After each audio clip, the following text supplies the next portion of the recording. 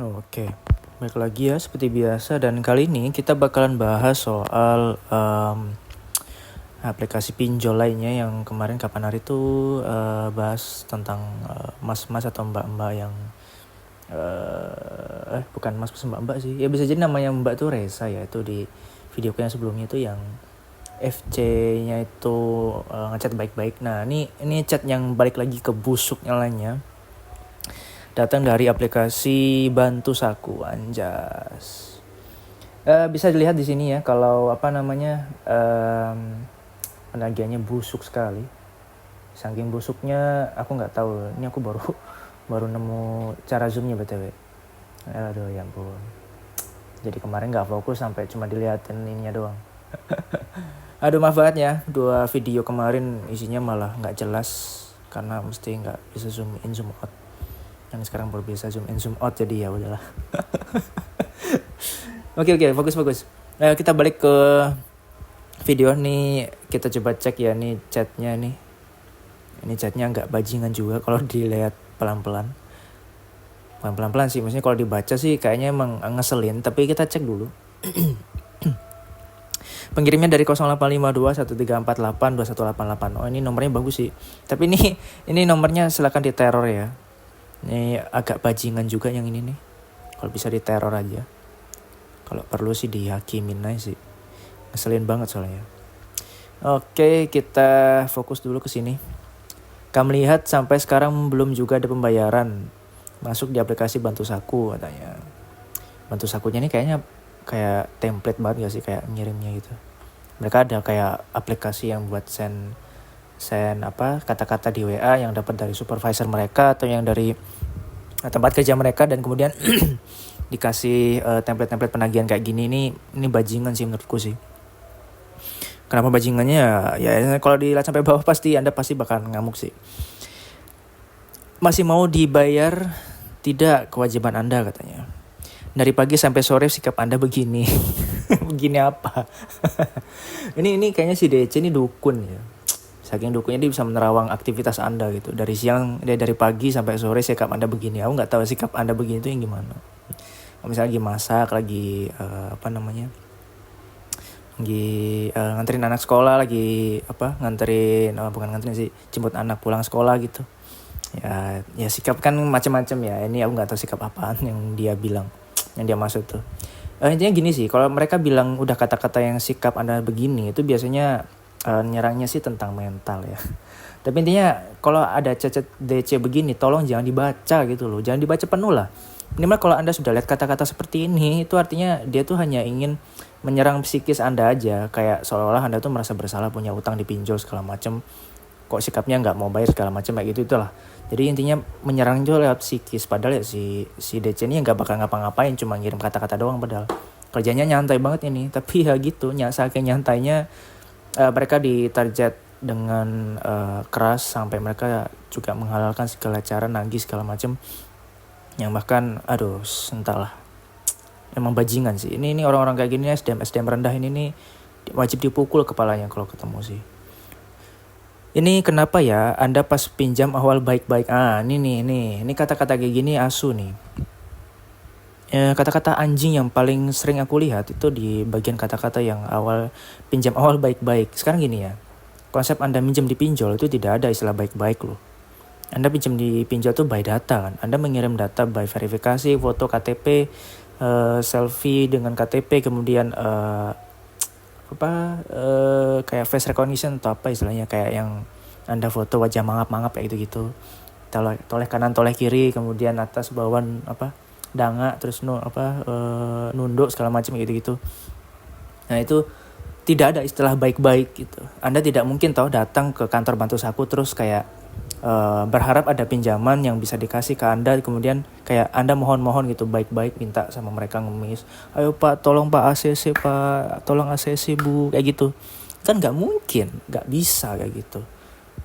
Nggak mungkin juga Anda mau langsung datang ke kantor Bantu Saku hanya untuk melakukan pengajuan. Kenapa nggak langsung ada aplikasi aja, ngapain ke kantor? Kan gitu logikanya. Nah ini hati-hati nih. Nah, ini kalau logika sederhananya gitu ya. Tapi yang pasti ini kata-kata goblok aja yang diciptakan sama mereka supaya hanya menyerang psikis aja. Jadi yang begini-begini ini tolol sih gitu. Jadi ya udahlah. Kami langsung cairkan tambah banyak menunda-nunda. Ini juga lanjutannya ya. Tapi giliran bayar kok terkesan disepelekan begini ya. Kalau cara Anda seperti ini dari awal pengajuan juga tidak akan kita cairkan melihat sikap Anda yang begini. Jadi tolonglah sadar akan tanggung jawab Anda sendiri di sini ya. Kalau udah kata-kata di sini tuh kesannya kayak oh iya ya aku bener ya aku kok nggak bayar ya aku kok merasa menyepelekan tagihan ya. Kayak Anda tuh dibuat seolah Anda tuh bersalah minjem dipinjam terus Anda gagal bayar gitu. Nggak sih gitu. Padahal ya sudah menjadi resiko si DC untuk menagih Anda tuh. Di sisi lain Anda juga ditagih pun udah jadi resiko gitu. Ya itu sih hak mereka nagih ya. Tapi dengan kata-kata kayak gini ya ini anjing sih. Kenapa anjing? Karena penagihan seperti ini itu terkesan hanya untuk menekan psikis Anda doang gitu. Dan hanya gertakan ya. Tidak mungkin mereka akan berbuat hal-hal yang tidak-tidak. Kalaupun yang tidak-tidak mungkin mereka kayak nge-spam komen di kantor Anda. Kemudian nge-spam komen di sosial media Anda yang Anda punya secara pribadi gitu, baik yang punya pribadi maupun di kantor. Kadang tuh ada yang kayak gitu-gitu. Bahkan tadi malam aku cek di instansi pemerintah mana tuh ada sih yang kayak gitu-gitu, spam komen yang tolong atas nama si ini sebagai staf ini tolong untuk diberitahu tentang tanggung jawabnya karena dia sudah berusaha untuk kabur kayak gitu-gitu. Nah, ada tuh yang spam kayak gitu tuh udah banyak aku temuin di kantor-kantor atau instansi kayak gitu. Atau ya kayak di PT-PT dan lain sebagainya lah intinya gitu ya. Jadi ya yang begini itu sepele ya, nggak perlu yang dianggap serius karena ini hanya chat goblok, hanya menekan psikis Anda aja. Jadi kata-katanya terkesan untuk menyalahkan Anda bahwa Anda tuh gagal bayar dan kenapa sikap Anda begitu kayak gitu. Dan katanya pinjam awal baik-baik gimana kan by data. Anda ngirim upload KTP secara sadar, Anda melakukan verifikasi data secara sadar tanpa ada urusan yang baik-baik. Toh mereka yang memverifikasi data pun itu juga goblok karena mereka juga tidak mengecek tentang kemampuan Anda untuk meminjam gitu ya. Mereka tahunya Anda kerja di sini. Tidak ada validasi kayak mereka telepon ke kantor terus menanyakan apakah benar ini kerja di ini, terus nominal gaji sekian kayak gitu. Untuk memverifikasi bahwa si nasabah ini benar bekerja di sini dengan nominal gaji sekian. Nah kalau sudah diketahui dapat gaji segitu, nah itu baru tuh bisa di ACC atau dipertimbangkan untuk diterima pengajuannya. Adalah verifikasi yang demikian kayak gitu. Harusnya seperti itu kalau memang mereka mau melakukan validasi yang emang lebih agak ketat. Tapi kalau mau yang lebih ketat lagi silakan survei, datang ke rumah nasabah satu persatu, ngecek nih keadaan si nasabah si ini mampu nggak nih gitu. Datang ke rumahnya satu-satu terus menanyakan tentang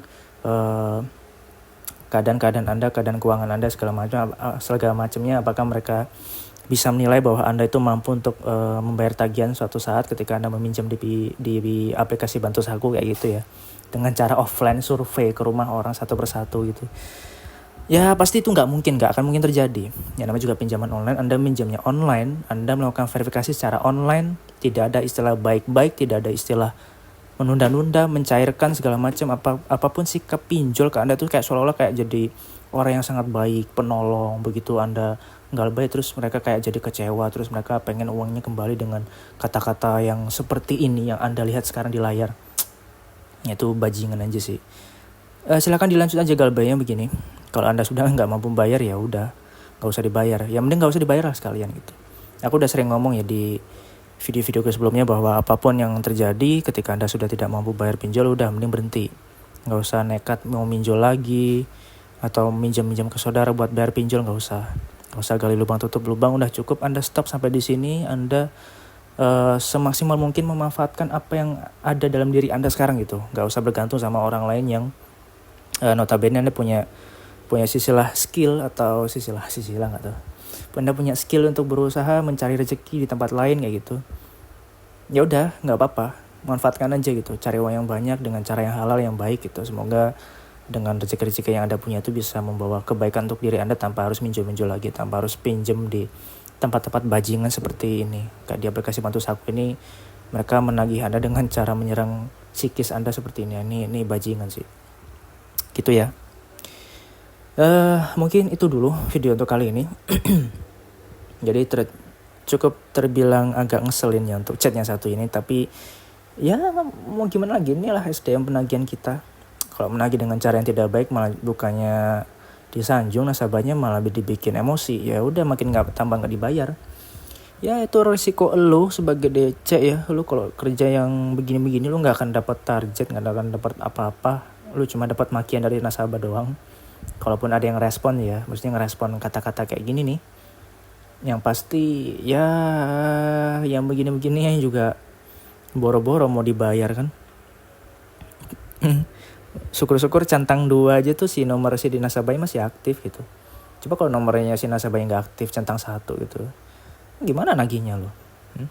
Belum lagi kondar-kondar yang fake segala macam karena tidak adanya pengawasan atau verifikasi secara lebih ketat untuk menerima nasabah gitu, menerima calon nasabah atau calon konsumen Anda di aplikasi kayak Bantu Saku ini. Jadi itu risiko kalian yang bikin bisnis pinjol. Ya udah nih, kalau misalnya nasabahnya nggak bayar dan udah nggak mau bayar Bantu Saku lagi, udah tuh risiko kalian, uang hilang. That's business, bro. Gitu ya. Oke, itu aja dulu. Thank you very much yang udah nonton. Kita ketemu lagi di video berikutnya. Oke, thank you.